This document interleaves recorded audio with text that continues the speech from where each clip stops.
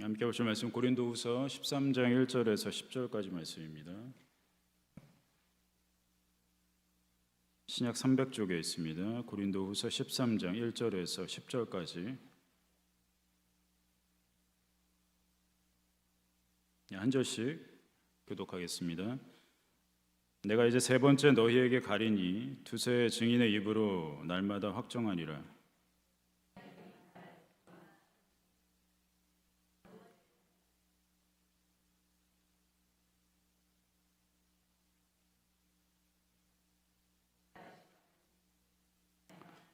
이는 그리스도께서 내 안에서 말씀하시는 증거를 너희가 구함이니 그는 너희에게 대하여 약하지 않고 도리어 너희 안에서 강하시니라.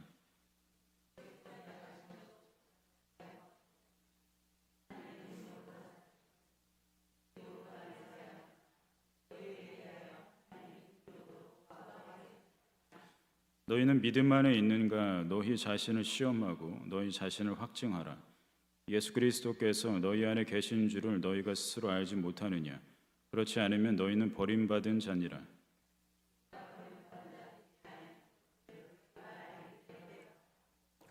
우리가 하나님께서 너희로 악을 조금도 행하지 않게 하시기를 구하노니 이는 우리가 옳은 자임을 나타내고자 함이 아니라 오직 우리는 버림받은 자 같을지라도 너희는 선을 행하게 하고자 함이라.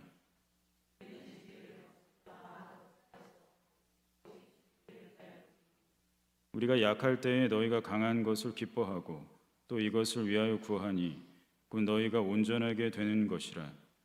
그러므로 내가 떠나 있을 때에 이렇게 쓰는 것은 대면할 때에 주께서 너희를 넘어뜨리려 하지 않고 세우려 하여 내게 주신 그 권한을 따라 엄하지 않게 하려 함이라.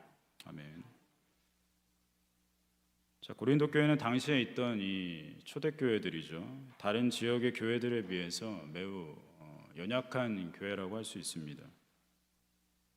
그래서 바울은 중간중간 이 고린도 교회가 연약한 교회다, 다시 말해서 어린아이와 같은 그런 수준의 교회였기 때문에 고린도 교회에서 주는 이 헌금은 받지 않고 자기 자비량으로 하겠다고 이제 선언을 하죠. 그 정도로 연약한 교회였다라는 겁니다. 바울이 본문 10절에서 편지의 목적을 이제 밝히고 있어요. 그래서 어떻게 해서든지 연약한 이 고린도 교회를 세우려는 그런 최선의 노력을 다 했습니다. 우리 오늘 본문 1절과 2절 다시 한번 보겠습니다. 1절과 2절 시작. 내가 이제 세 번째 너희에게 가리니 두세 증인의 입으로 말마다 확정하리라. 내가 이미 말하였거니와 지금 떠나 있으나 두 번째 대면하였을 때와 같이 전에 죄 지은 자들과 그 남은 모든 사람에게 미리 말하노니 내가 다시 가면 용서하지 아니하리라. 무슨 협박 같은데요. 자, 바울은 고린도 교회를 이제 방문했을 때, 전에 이제 방문했을 때 성도들이 참으로 힘들어했다라고 이제 고백을 하죠. 2장에서 밝힌 바 있습니다. 자, 그럼에도 불구하고 이제 세 번째 내가 너희에게 갈 것이다, 이렇게 방문 계획을 알리고 있는 거죠. 자, 세 번째 방문하기에 앞서 이 고린도 후서를 이제 보내서 교회 안에 아직 회개하지 않은 사람들을 계속해서 일깨우고 깨우려고 했던 겁니다. 바울이 이제 편지를 쓴 목적이 이제 고린도 교인들이 회개하도록 하는 데 있다라는 거죠. 우리 고린도 후서 7장 8절에서 9절입니다. 7장 8절에서 9절 함께 시작. 그러므로 내가 편지로 너희를 근심하게 한 것을 후회하였으나 지금은 후회하지 아니함은 그 편지가 너희로 잠시만 근심하게 한 줄을 알미라. 내가 지금 기뻐함은 너희로 근심하게 한 까닭이 아니요 도리어 너희가 근심함으로 회개함에 이른 까닭이라. 너희가 하나님의 뜻대로 근심하게 된 것은 우리에게서 아무 해도 받지 않게 하려 함이라. 바울은 자기가 이제 자기의 편지가 회개하지 않는 사람들에게는 근심이었다고 이제 고백하는 거죠. 그래서 후회했다고 말합니다. 너무 내가 세게 얘기한 게 아닌가? 권면이 너무 강했던 거 아닌가? 이런 후회였다는 거죠. 회개하기 위한 권면의 말이 사람에게 좋게 들릴 리가 없습니다. 하나님의 말씀이 선포되면 우리가 기분 좋게만 받아들이는 상황은 별로 많지 않은 것 같아요.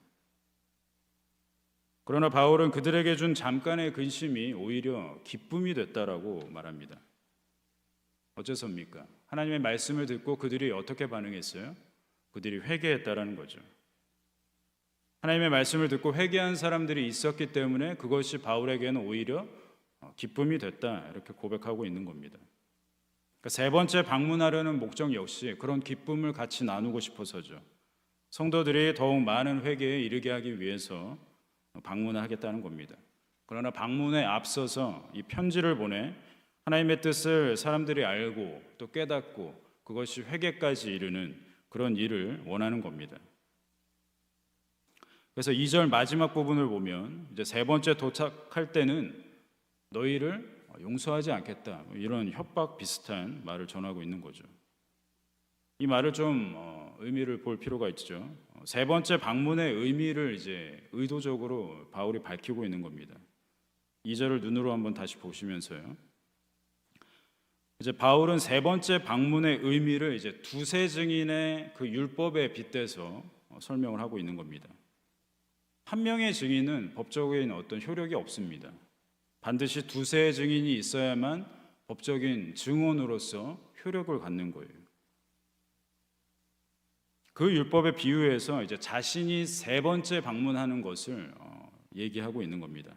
그러니까 자기가 세 번째 방문했을 때 일어날 일에 대한 어떤 그 능력, 그런 위력을 얘기를 하고 있다는 거죠. 그러나 우리가 앞서서 살펴본 것처럼 바울의 권면은 그렇게 큰 영향력이 있지 않았습니다. 거짓 사도들의 영향력보다도 못했죠. 그래서 바울이 이렇게 꾸짖지 않습니까? 거짓 사도들은 쉽게 용납하면서 나의 말은 나는 쉽게 용납하지 않는구나, 이렇게 비판하지 않습니까? 어떤 사람들에게는 하나님의 용서가 뭔가 무한대로 열려 있는 것처럼 느껴질지 모르겠습니다. 어떻게 생각하십니까?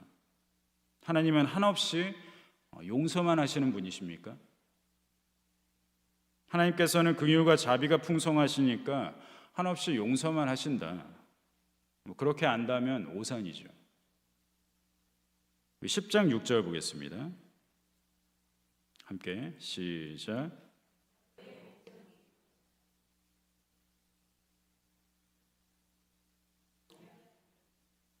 벌하려고 준비 중에 있다.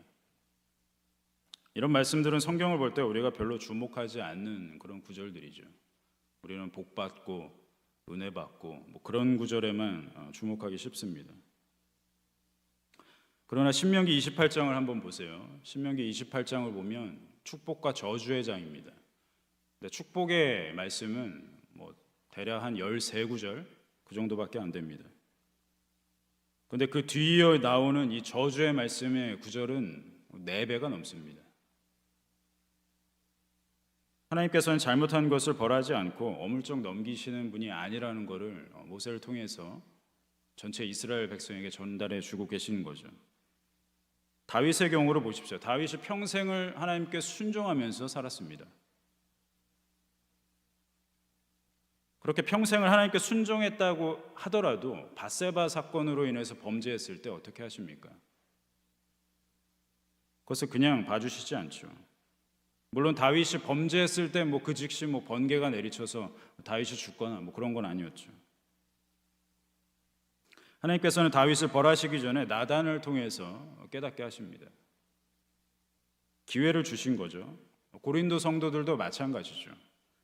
성도들은 바울의 편지를 통해서 하나님께서 회개할 기회를 주시고 계시는구나, 이런 것을 알아야 합니다. 자, 그런데 만약 편지를 통해서 하나님의 말씀이 전달되는데도 불구하고 깨닫지 않고 돌이키지 않는다면 바울이 도착했을 때 이미 용서의 기회를 다 날려버린 후라는 거죠. 그 후에는 벌이 기다리고 있다는 거예요. 벌이 준비되어 있다는 겁니다. 바울의 권면은 바울이 참 사도이기 때문에 그 권위를 가집니다. 사도는 주님으로부터 보내심을 받은 사람이란 뜻이죠. 자, 그렇다고 해서 사도 자체가, 그러니까 사도라는 어떤 그 사람 자체가 권위를 갖는가? 그렇지는 않죠. 목사도 역시 마찬가지입니다. 목사라는 사람 자체가 권위를 갖느냐? 그렇지 않다라는 거죠. 목사가 뭐 하는 사람입니까? 말씀을 증거하는 사람이기 때문에 그 말씀 증거하는 일로 말미암아서 권위를 갖는 거예요. 사도는 주님으로부터 보내심을 받은 그 사실이 있기 때문에 권위를 부여받는 겁니다. 본문 3절과 4절 보겠습니다. 3절과 4절 함께 시작. 이는 그리스도께서 내 안에서 말씀하시는 증거를 너희가 구함이니 그는 너희에게 대하여 약하지 않고 도리어 너희 안에서 강하시니라. 그리스도께서 약하심으로 십자가에 못 박히셨으나 하나님의 능력으로 살아계시니 우리도 그 안에서 약하나 너희에게 대하여 하나님의 능력으로 그와 함께 살리라. 아멘. 자, 고린도후서를 관통하는 중요한 주제가 있다고 누누이 말씀드렸습니다. 바울이 자기의 사도권을 변호하는 그런 이야기죠.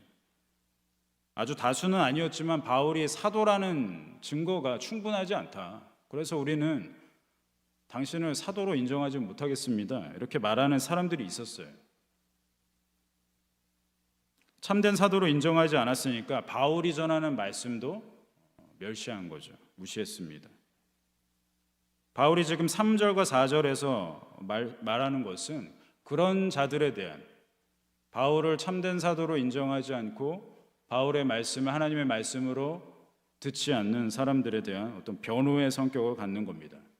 여기서 드러나는 바울의 심정은 이런 거예요. 내가 지금 전하는 말은 내 개인이 하는 말이 아닙니다. 자, 비록 내가 말의 언어에서 말씀을 전하는데 부족하더라도 내 안에서 역사하시는 주님의 능력은 강합니다. 지금 이런 심정으로 3절과 4절을 얘기하고 있는 거예요. 바울은 오히려 자기가 약하기 때문에 주님의 강하심이 드러난다고 이제 앞서서 얘기한 바 있죠. 그래서 바울은 오히려 자기의 약한 것을 자랑한다고까지 얘기하죠. 오히려 내가 약하기 때문에 주님의 강하심이, 주님의 능력이 더 많이 드러납니다. 고린도 교회 사람들 중에서 거짓 사도들의 영향을 받은 사람들이 적지 않았습니다. 그런 사람들은 바울에게 당신이 사도인 증거를 보이십시오. 이렇게 요구한 거예요. 5절을 보면 그런 부당한 요구를 하는 사람들에게 바울이 이제 역으로 뭔가 질문을 하고 있는 겁니다. 5절 보겠습니다. 5절 함께 시작.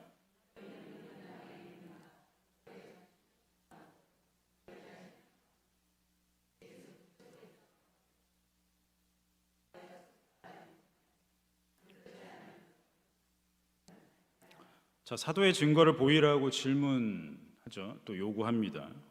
그런 고린도 사람들에게 이제 역으로 바울이 질문을 하고 있는 거예요. 의도가 이런 겁니다. 주의 성실한 일꾼들 각각의 안에 그 거하시는 예수 그리스도께서 만약 당신들에게 또 계신다면 어떻게 주의 성실한 일꾼인 바울 나 자신을 부정할 수 있냐는 거예요. 지금 나에게 참된 사도의 증거를 보이라고 하시는 그 당신들에게 지금 얘기하고 있다는 거죠. 당신들한테도 예수 그리스도가 거하시고 계신다면 어떻게 나를 몰라볼 수 있냐? 참된 사도인 나, 주의 성실한 일꾼인 나를 어떻게 부정할 수 있습니까? 라고 반대로 얘기하고 있는 거예요. 더군다나 어떻습니까? 바울 선교팀이 전도한 수많은 사람들, 또 세운 교회들, 그런 귀한 열매들이 있는데도 불구하고 바울과 바울 선교팀을 부정하고 있는 거예요. 무슨 증거가 더 필요합니까? 만약에 당신들한테도 예수 그리스도께서 거하신다면 이런 모든 사실들을 내가 사도가 되었고 내가 참된 일꾼이고 우리가 세운 모든 교회와 또 전도의 열매들 부정할 수 없을 거라고 이렇게 반박하고 있는 겁니다. 바울에게 사도로서의 합당한 증거를 요구한 이 고린도 교인들, 오히려 자기들이 이제 어떤 숙제를 떠안게 된 거죠. 바울의 사도성을 점검하기 전에 이제는 어떻게 되는 겁니까? 자기를 먼저 점검해야 된다는 거예요. 그 숙제가 떨어진 겁니다. 자, 이 5절을 우리가 볼 때 조심할 문제가 있습니다. 5절에서 자신을 시험하고 확증하라는 이 이야기를 뭔가 어떤 종교적인 어떤 자아 성찰 정도로 여겨서는 안 된다는 거예요. 자아 성찰에 대해서 좀 얘기를 나눠볼까요? 세상 종교에 대한 얘기입니다. 세상 종교에서는 자아 성찰을 매우 중요한 과제로 여기죠. 자아 성찰의 방법 중에서 명상이라는 게 있어요. 명상을 모르시는 분들은 없을 겁니다. 명상이 언제부터 시작됐는지는 아무도 모릅니다. 기원전 5,000년까지 거슬러 올라가기도 하는데요. 대부분 동의하는 것은 아마도 인도에서 유래가 되었을 거다 이렇게 봅니다. 힌두교와 또 불교의 발상지니까 아마 그렇게 추측을 하는 것 같아요. 힌두교는 우리가 잘 모르니까 불교에 대해서만 봅시다. 불교에서 말하는 명상이 있습니다. 불교에서 가장 중요한 인물이 누굽니까? 부처죠. 부처. 원래는 부다인데 이걸 이제 한자 음으로 해서 부처라고 부르는 겁니다. 부처의 원래 이름은 고타마 시다르타라는 사람이에요. 이 시다르타라는 사람이 이제 어느 날 명상을 합니다. 그래서 깨달음을 얻어요. 그래서 부처가 됩니다. 명상을 통해서 깨달음을 얻어 부처가 된 이야기로부터 이제 불교가 시작되는 거예요. 그래서 불교 신자들의 목표는 뭡니까? 모두가 다 부처가 되는 거예요. 자기도 명상을 해서 깨달음을 얻어서 부처가 되는 게 불교의 궁극적인 목표입니다. 부처라는 뜻이 깨달은 자라는 뜻이에요. 명상을 통해서 내가 깨달으면 나도 부처가 될 수 있다. 그게 불교의 목표입니다. 불교 명상의 진정한 목적이라고 할 수 있는 거죠. 명상을 통해서 마음의 어떤 것을 알아서 어떤 경지에 이르는 것, 그걸 열반이라고 하는데 그 경지에 이르는 것을 목표로 삼는 거예요. 쉽게 정리하면 이런 거죠. 마음을 다스려서 어떤 것을 깨닫고 어떤 경지에 이르는 것. 그래서 수양이라는 걸 하죠. 수양을 왜 합니까? 명상을 더 잘하기 위해서, 명상을 더 깊이 하기 위해서, 그래서 큰 깨달음을 얻기 위해서 일종의 훈련 같은 것을 한다는 거예요. 그게 수양이죠. 우리가 잘 아는 게 있죠. 108배 같은 거. 그걸 하는 이유가 그런 겁니다. 명상을 더 깊이 해서 어떤 깨달음을 더 얻기 위해서. 그게 불교 신자들의 목표예요. 근데 문제는 성도들이 마치 불교식 명상처럼 신앙생활을 한다는 데 문제가 있는 겁니다. 자신을 시험하고 확증하는 것이 마치 명상 같은 거라고 생각하는 거예요. 자기를 돌아보는, 자기를 성찰하는 어떤 그런 과정으로 그쯤으로만 받아들인다는 게 문제입니다. 믿음이 있는지 확인하는 것은 성도들 개인의 영역이 아니에요. 이게 무슨 말이냐면 내가 믿으니까, 나에게 믿는 마음이 있으니까 난 믿음이 있어. 말장난 같으십니까? 내가 믿으니까 난 믿음이 있네. 그렇게 생각하면 어떤 문제가 생깁니까? 어떤 사람도 믿음이라는 걸 객관적으로 증명하지 못합니다. 믿음이 있다는 사실을 증거할 수가 없는 거예요. 왜? 자기 마음에 달려 있으니까. 난 믿는 것 같아. 난 믿음이 있어. 이렇게 생각하는 거예요. 마음에 달려 있다고 생각합니다.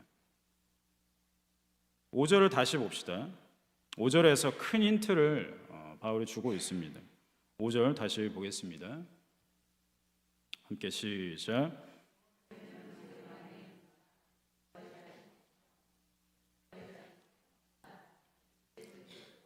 너희 안에 계신 줄을 너희가 스스로 알지 못하느냐? 그렇지 않으면 너희는 버림받은 자니라. 아멘. 성도가 믿음 안에 있는지 확증되는 것은 뭘로 되는 겁니까? 예수 그리스도께서 성도 안에 계신 것으로 되는 일이에요.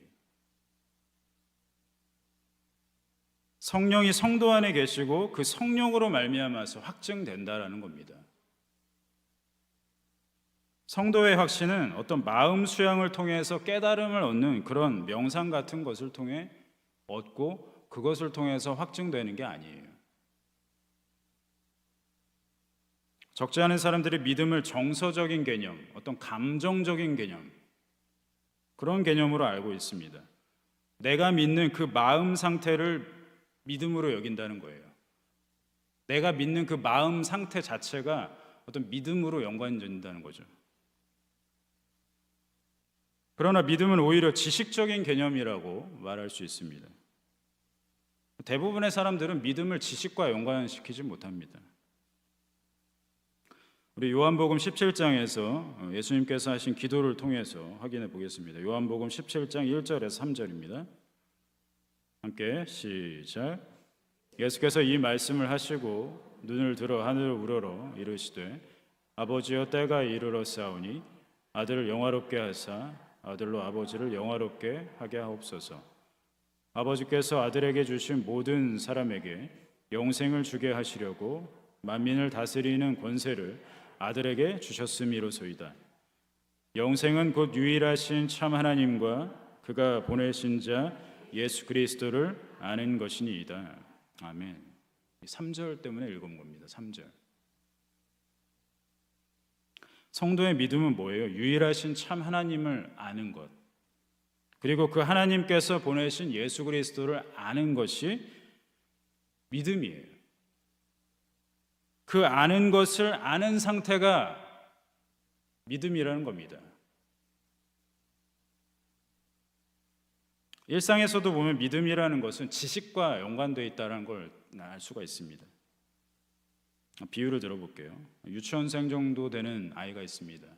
이제 엄마가 일을 하세요. 그래서 아침에 출근할 때 이렇게 말을 하고 출근합니다. 엄마가 갔다 올게. 그러면 그 유치원 아이는 엄마가 갔다 올게라는 걸 어떻게 믿을 수 있습니까? 엄마는 어제도 갔다 왔고 그저께도 갔다 왔어요. 그렇죠? 엄마는 갔다가 오는 사람이라는 걸 얘는 아는 거예요. 지식적으로. 그렇죠? 엄마는 어제도 갔다 왔고 그저께도 갔다 왔으니까 엄마는 갔다 오는 사람이다. 이걸 아는 거죠. 그냥 엄마는 갔다 올 것 같아. 어떤 그런 믿음이 아니에요. 바람이 아닙니다. 확실한 증거가 있는 거죠. 여기서 이제 더 나가면 안 돼요. 이제 엄마는 약속을 어길 때도 있는데 뭐 이런 식으로 이제 전개가 되면 안 되고 그냥 이 비유만 생각하면 됩니다. 일부긴 하지만 성도들 중에서도 자꾸만 믿음을 어떤 그런 정서적인 어떤 마음 상태로만 여긴다는 거예요. 그러니까 어떻게 됩니까?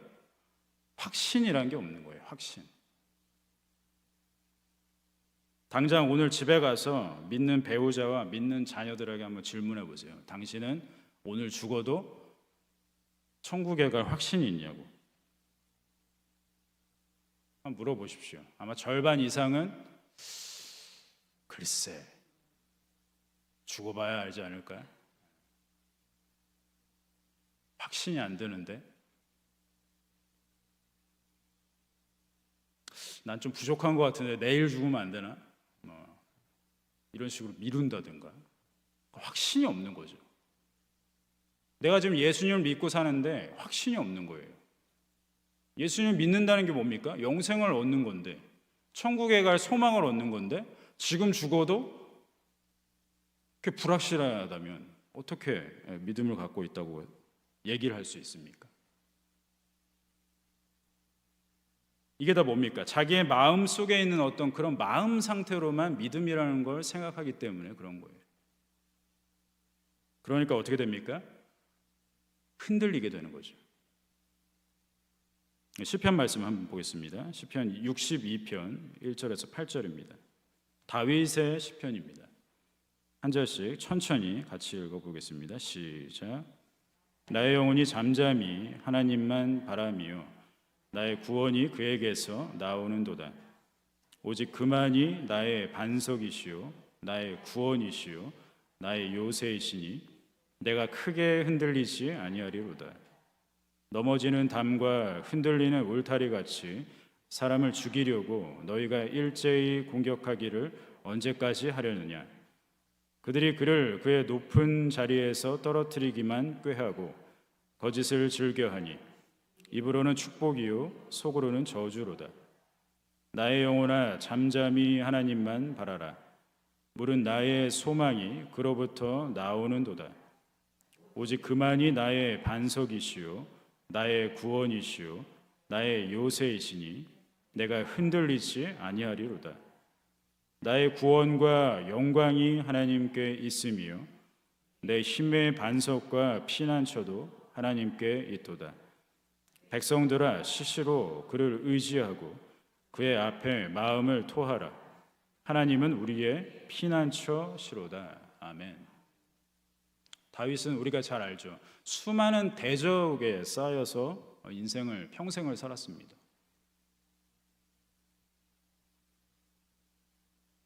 믿음을 마음의 문제로 여길 때 가장 곤란한 게 바로 이 흔들린다는 거예요. 마음은 흔들리게 마련입니다. 마음은 늘 혼란스럽습니다. 이거에서 자유로울 사람은 아무도 없어요. 마음은 늘 흔들립니다. 가만히 있질 않아요. 사탄은 지금 다윗의 마음을 요동하도록 흔들고 있어요. 다윗은 수많은 대적들에 둘러싸여 있는 상황에서 평안하지 못한 상태입니다.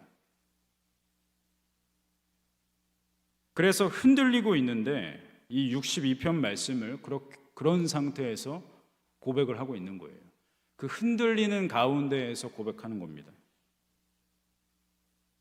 근데 다윗의 고백을 보면서 뭘 느끼십니까? 1절 보십시오.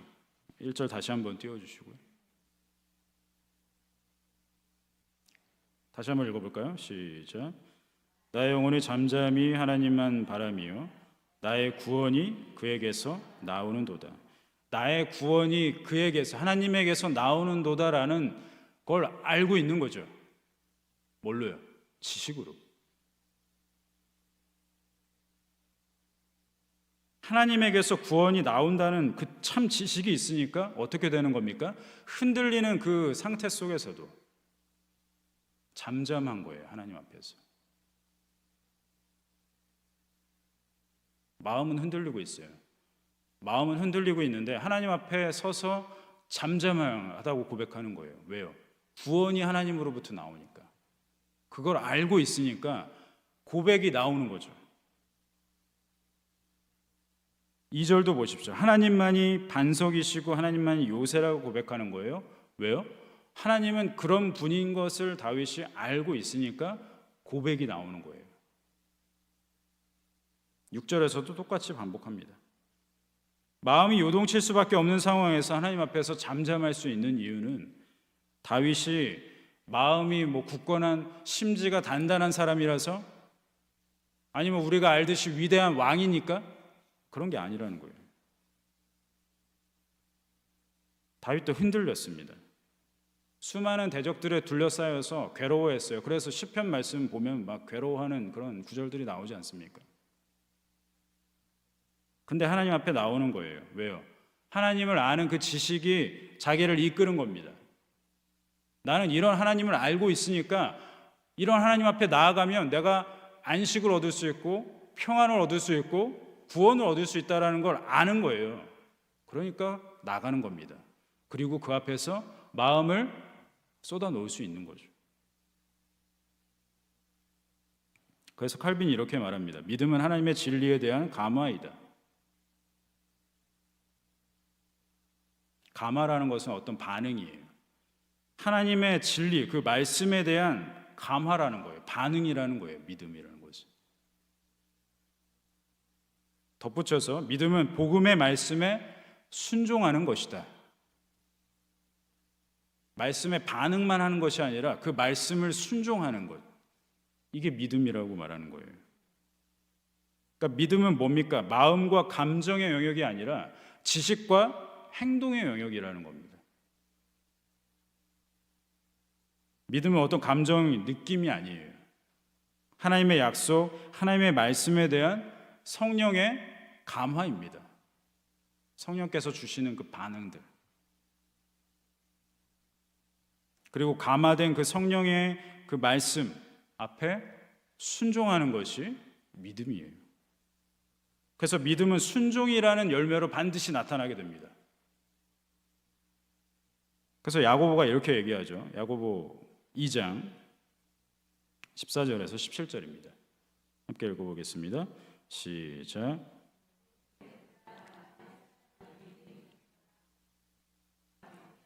무슨 유익이 있으리요?